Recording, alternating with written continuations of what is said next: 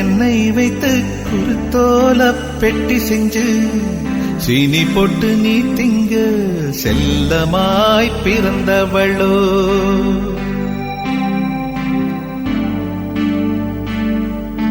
கொல்லையில தென்னை வைத்து குருத்தோல பெட்டி செஞ்சு சீனி போட்டு நீ திங்க செல்லமாய் பிறந்தவளோ.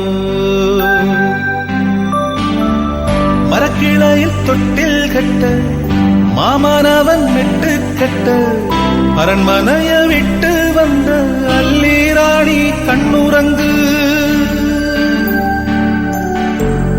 மரக்கிளையில் தொட்டில் கட்ட மாமனவன் மெட்டு கட்ட அரண்மனைய விட்டு வந்த அல்லிராணி கண்ணுறங்கு.